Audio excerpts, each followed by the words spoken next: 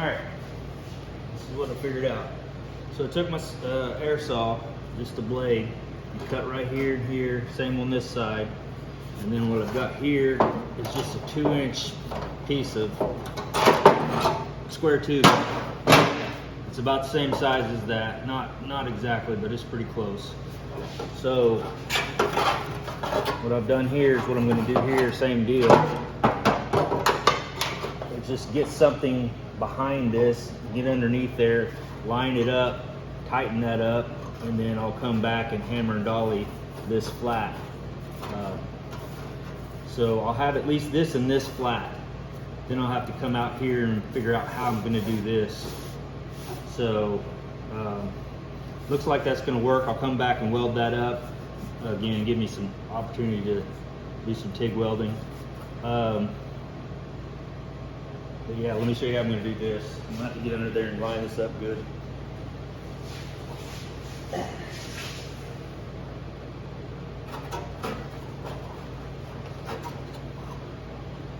I can see where my cuts are, so I want it to be right above the end of the cuts.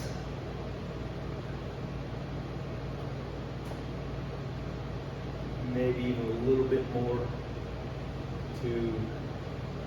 because I want that to actually bend down and look somewhat like it's supposed to be that way, if I can.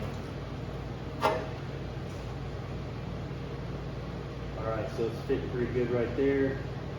It's pretty square. I'm going to crank this down.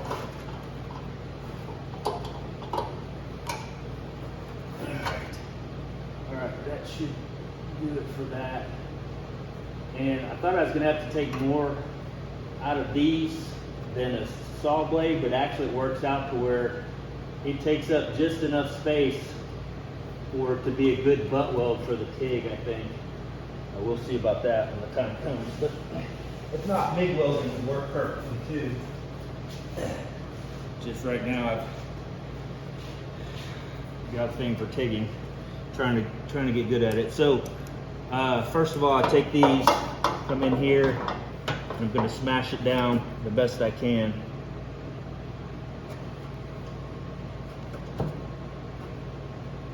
I have to do this a little bit at a time. And that's going to bring that down, hopefully. Stretch it down good.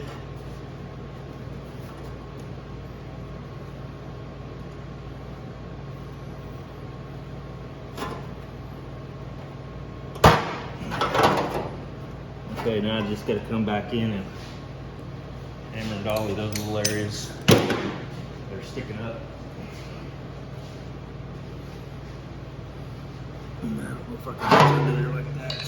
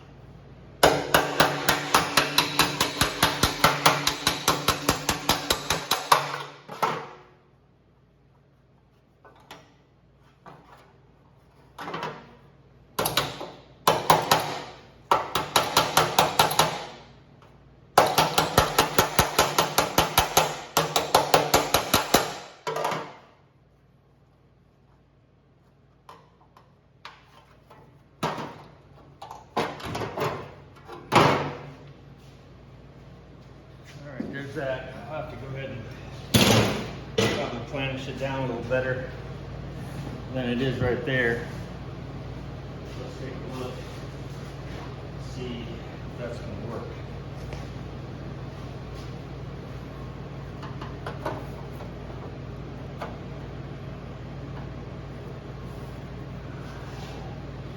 Yeah, no, it needs to come down a little bit more, and it looks like I'm gonna have to move this up, make it a little bit sharper.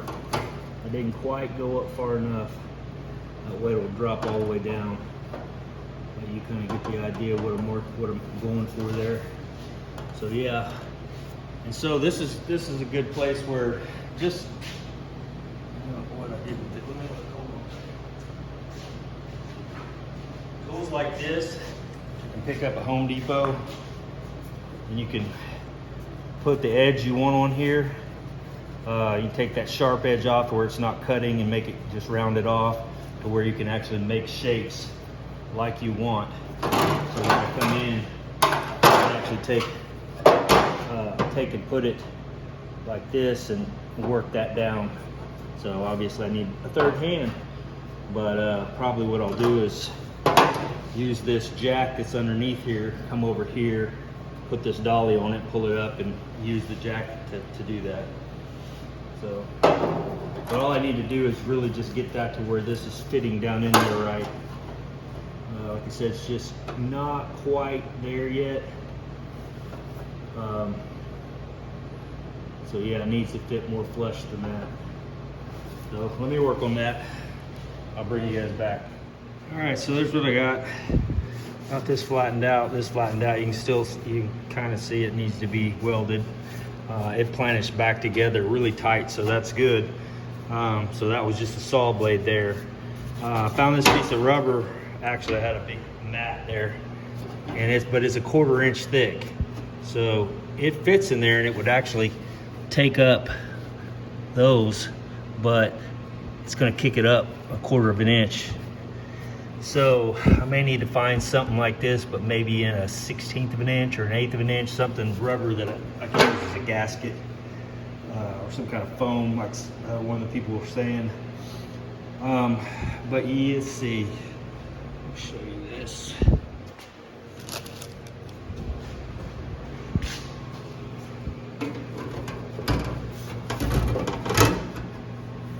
So it fits in there pretty good.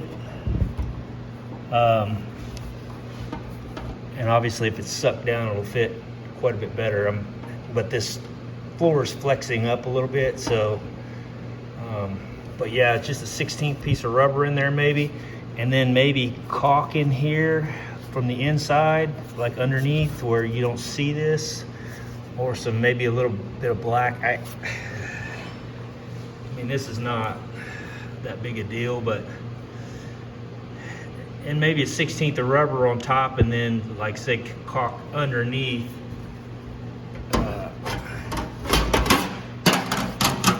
Back in this little area right here, says it so it doesn't come out. And when I weld this ought to pull this down a little bit from the heat, so that'll be good. So yeah, I kicked around taking these out, and I thought, you know, I can cut this down the center, I can cut this up here, and then do the same thing basically I did to this, but just planish it up, each of these, like if I split it in the middle, bring them both up, this side and that side together, and then weld that little slit. Same thing on this side. So then I would have an equal flange all the way across here, but even here it's going to drop again. It's like, okay, how far do I want to go with this? Because I'd like to keep this in here for rigidity. So putting that back in there to where it's actually going to go is, sorry, something like that-ish. And so I think with that 1/16 piece of rubber in there, that will probably work. And it comes up enough that the nut on the back side or the rivet or whatever I decide to use should be able to pull that down and work. So I think that's going to work pretty well. Like I said, this would be great if it was just a little bit thinner, but it's pretty freaking thick. Right, it's at least probably 1/4 inch. So that's where I'm at. I'm gonna weld those slits up, and then we'll go from there. All right, I got that all welded up and ground down, and so I think my best bet, being with me here, is to take a little piece of, not this thick, but something like that, and 16 thick or something like that, and pull that down. I like that pretty well, but it does stick up a little bit, which isn't that big a deal. But yeah, I don't know if I want that much, and if it will pull down and kind of close that off, I probably have a small gap in there that I could just put a little seam sealer from the underside in. But yeah, I think coming down a little bit more, like I said, this gasket just, or rubber, is just a little too fat. So I'll just get me some flat mat. I had some somewhere, but man, I don't know what happened to it. So anyway, I gotta go get some 5/16 or 3mm. I think I'm gonna go ahead and go with, since all this is kind of up, it's recessed up, I can go with a nut and bolt. And I think the button heads are gonna look pretty good. I'll get stainless steel button heads so that they kind of fall in place with that. Yeah, I'm just gonna drill my holes out. And again, I used this template here. You can see where I came in and put everything where that'll line up exactly where it needs to be. And I can use that template to go ahead and pop those holes. I just need to really figure out if I'm not 100% sure. I don't want to take this V out right here. At least this V I'm thinking about pulling up, but it's not that big a deal. But I don't know if I want to go through all that. So that's it for now, and that's kind of what I decided to do. And I appreciate all the comments and suggestions and all great ideas. So talk to you guys in a bit. All right, there it is. So I'm likely gonna have to change this. I put the thick one in here and it'll work. It's sticking up just a little bit, but the whole thing is kind of flexing down too much on these sides, on the side, which it still works fine. But if I suck this down any tighter, it's gonna make this hinge bind, I think. So ultimately I need to get a thinner gasket here and then figure out something for over here. But that's fine. That'll happen. I'm not that worried about it right now. So there's that. So I'm gonna flip it over, I'm gonna put the tank back on it, make sure it's right. And then I will bring you guys back and give you the dimensions of where I've cut here from, say, either this or this, and this area to this edge. That way it kind of gives you an idea about where I'm at. So actually I should probably do that now, being that it's not flipped upside down and I'll be laying underneath it. All right, so this is from that edge, you can see where this little guy is, to the inside of that is 1 3/8. Okay, see that? Same on this side, 1 3/8. Yeah, I'm not holding it just straight, but 1 3/8. Get you close. And then from here to the edge is about 3 inches. Okay, and if you have this box, you can go from here to, looks like about 5.5. Okay.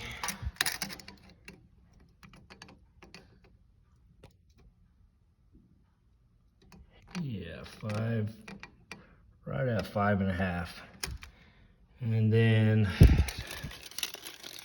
to this edge, from there, it looks like about 7 3/4. Yep, 7 3/4. That'll get you close. It'll get you in the ballpark. So yeah, that's the inside hole. So hopefully that helps somebody if you have this same type. If you don't have that tank, then it's going to change, so be mindful of that. All right, so I'm going to flip this over, open it up, make sure everything's jiving, and then I'll be done. All right, here it is from the underside.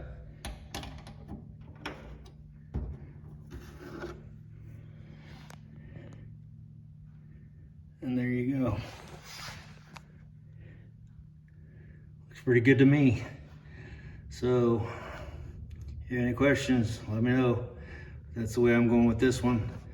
Like I said, I'll probably go a little thinner with this rubber piece and suck that down a little bit more. But other than that, everything is clearing everything, so that's good.